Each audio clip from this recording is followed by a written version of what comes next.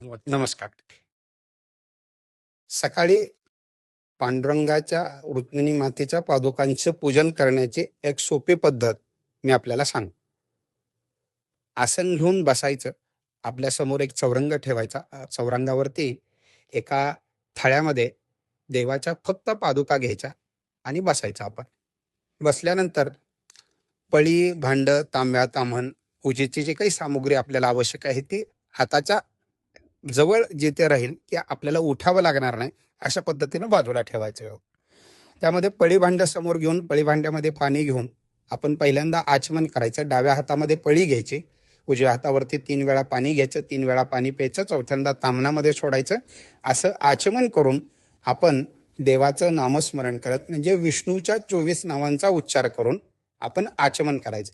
आचमन केल्यानंतर प्राणायाम करायचा आणि प्राणायाम केल्यानंतर हातामध्ये 4 दाणे अक्षदा आणि पाणी घेऊन आपल्या ज्या काही भावना आहेत, आपला जो काही संकल्प आहे तो आपल्याला जी भाषा येते त्या भाषेमध्ये भगवंताच्या समोर व्यक्त करायचा आणि आपली मनोकामना पूर्ण होण्याच्या दृष्टीने भगवंतांनी आपल्याला आशीर्वाद द्यावा अशी प्रार्थना करायची. त्या हातामध्ये ज्या अक्षदा आहेत त्याच्यावर एक कळीभर पाणी घ्यायचं.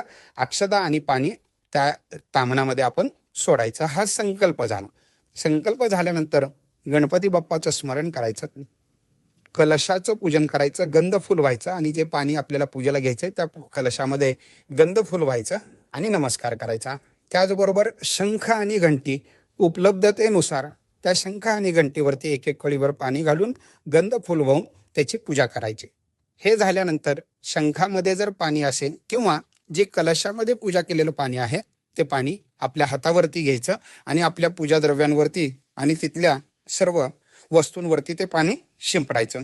त्याला आपण अपवित्र पवित्रो वा सर्वावस्थांगतो पिवा यस्मरे पुंडरीकाक्षम सभाभ्यंतर शुचिः असा मंत्र म्हणून ते पाणी सगळीकडे शिंपडायचं.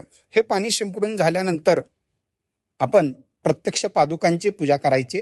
प्रत्यक्ष पादुकांची पूजा करत असताना हात जोडून आपण रुक्मिणी आणि पांडुरंगाचं ध्यान करायचं. देवाला नामस्मरण करत देवाला जागृत करायचं.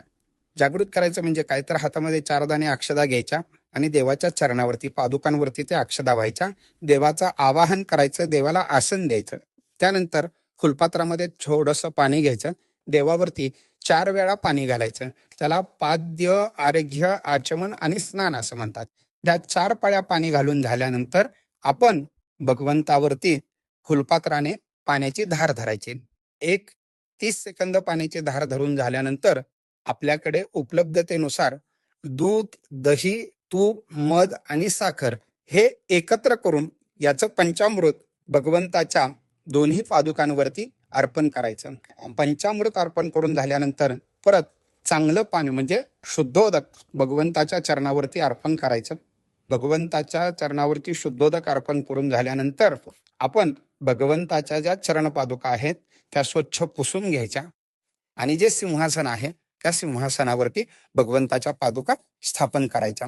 भगवंताच्या पादुका स्थापन केल्यानंतर भगवंताला अत्तर लावायचं.